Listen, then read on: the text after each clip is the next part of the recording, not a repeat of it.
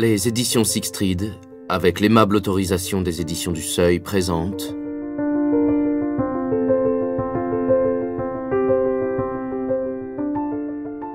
Chère Toxine, de Jean-Paul Jody, interprété par Nicolas Justamont.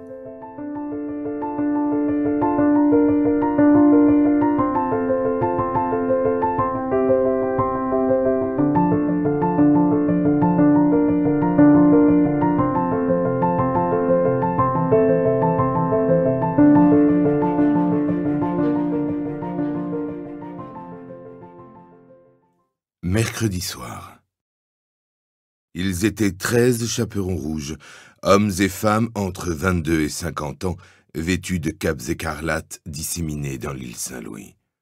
Et autant de loups féroces costumés de noir allaient traquer dans le soir tombé. La règle interdisait de franchir les limites de l'île, mais autorisait un chaperon rouge en difficulté à tenir la main d'un être humain neutre en guise de protection. La main lâchée, la protection tombait. Les passants se faisaient rares. Le loup se dissimula derrière un abribus. À 50 pas, le chaperon rouge sautillait entre les voitures en stationnement. Une benne à ordures obstrua la rue dans un vacarme de poubelles martyrisées. Le chaperon roula des yeux de crabe, changea de trottoir, prit la première ruelle sur sa droite et courut. Sous un porche, le chaperon rouge aperçut une femme petite et ronde entourée de 3 garçonnets. Il leur tomba dessus hors d'haleine. « Donnez-moi la main !»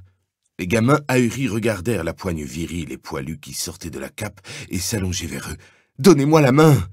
Le chaperon chercha à prendre celle de la femme encombrée de sacs de victuailles. « Mais enfin, vous voyez bien que je ne peux pas vous tenir la main !» Le loup fonçait sur eux. Le chaperon rouge perdait patience. Il tenta de saisir de force le plus grand des enfants, dans les 6 ou 7 ans. Terrorisé, yeux rivés sur ce chaperon rouge d'1,75 m au regard inquiétant, le gamin serrait ses poings dans son dos. Il se réfugia dans les jupes de sa mère, se cramponna à elle, s'ajoutant à la charge des paquets. Son petit frère se mit à pleurer. « Vous faites peur à mes gosses. Vous ne pouvez pas aller faire vos conneries ailleurs. » Le chaperon rouge jura et reprit sa course. Il avait 26 ans, s'appelait Jean-Louis Boussard, et c'est lui qui avait imaginé le jeu. Les siens s'étaient presque tous fait prendre. D'autres loups n'allaient pas manquer d'arriver. Il courait toujours, traversait des carrefours, sautait des caniveaux, haletait et transpirait dans sa capeline rouge et ses collants blancs qui grattaient. Un groupe de loups s'avançait au loin, avec leurs longues oreilles et leurs museaux pointus. Pris au piège, le chaperon rouge descendit précipitamment l'escalier qui menait à la Seine. Une bise d'automne balayait les quais. Il s'arrêta un instant, le souffle court, chercha sans y croire quelqu'un à qui tenir la main. Dans la froidure du quai désert, un clochard somnolait, étendu sur un banc, emmitouflé dans un anorak coiffé d'un bonnet qui masquait ses yeux. À l'extrémité du quai, les loups avançaient sans se presser. Le chaperon rouge trottina jusqu'au banc. Il s'attendait à trouver l'habituel pochard concentré de croûtes, de vermine et de mauvais vin.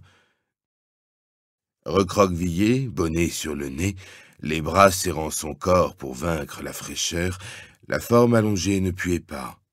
Aucun remugle de crasse ou de vinasse. C'était un homme d'une 40aine d'années, rasé, des chaussettes d'été propres dans les chaussures trop maigres. Un gueux d'aujourd'hui, pauvre ordinaire sans toit ni emploi, comme les temps nouveaux en rejetaient chaque matin sur le bord des trottoirs. Réveillé, le sans-abri souleva son bonnet. Ses yeux s'agrandirent. Il crut rêver, sourit machinalement au chaperon rouge qui se dressait devant lui et suivit son regard. Un grand loup noir, au long museau déboulé au petit trot. Boussard hésita. 1 minute de répit sous la protection du miséreux, le temps de calmer le feu de ses poumons, et il repartirait requinqué. Les siens comptaient sur lui pour gagner. Il suffisait de tendre la main, l'autre la saisirait. Il n'y avait pas de raison pour qu'il ne la saisisse pas. Mais l'indigent, figé de froid, gardait ses doigts pour lui, au chaud sous ses aisselles. Boussard s'apprêtait à lui expliquer la règle du jeu, songeant à lui glisser un billet. 10 €. Pas de raison pour qu'un pauvre refuse 10 €. Il serait sauvé. Mais quelque chose l'empêchait de tendre sa main. L'idée d'un contact physique avec cette misère inconnue, fût-elle propre, le dégoûtait. Le pauvre dévisageait tour à tour le loup noir en approche et le chaperon rouge qui se dandinait devant lui. Le chaperon rouge hésitait. Le clochard lui sourit encore. Ils se fixaient, l'un planté devant l'autre sans un mot, à se dévisager comme deux andouilles. Un bateau-mouche passa dans un fracas d'eau brassée. Un cercle de lumière crue les épingla. Au travers d'un mégaphone, une voix lointaine et japonaise détaillait à quelques touristes les subtilités de l'architecture parisienne. Le loup fut là. Le chaperon le connaissait bien, Gabriel, en charge de la com pour une télévision par satellite. Un ami. Mêmes études, mêmes ambitions. Un rival aussi. Pour les questions de travail et un peu aussi à cause d'Aurélie que Gabriel, comme les autres, aurait bien aimé se taper. Au moins une fois. Boussard renonça à tendre sa main au miséreux. Loup et Chaperon Rouge entamèrent une gigue surréaliste autour du banc et de son pauvre qui n'en croyait pas ses yeux. L'un et l'autre sautillaient comme des basketteurs privés de ballon. Soudain, d'une feinte habile, Gabriel effleura l'épaule de Boussard. « Touché ! Merde !» La poursuite prit fin. Le loup enveloppa d'une patte amicale les épaules du Chaperon Rouge. Ils partirent ensemble d'un pas égal. Gabriel explora son costume de location à 200 € la soirée, trouva son paquet et offrit une cigarette. « Merci, » dit Boussard. « C'est la faute de cette conne tout à l'heure. Sinon, tu m'aurais pas eu. Ne te trouve pas d'excuses. T'as perdu, c'est tout. » Ils feignirent de ne pas entendre le nécessiteux sur son banc qui mendiait une cigarette. Le loup Gabriel ôta son masque, ramassa sa longue queue noire pour éviter qu'elle ne traîne à terre. Ils gagnèrent l'extrémité de l'île jusqu'à un square où l'on regroupait les chaperons rouges capturés. Gardés par quelques loups débonnaires, les prisonniers attendaient l'issue de la partie. Quelques minutes encore. Des bougies éclairaient les points stratégiques, les bouteilles d'alcool et les gobelets en plastique. On sirotait des verres en croquant des friandises salées.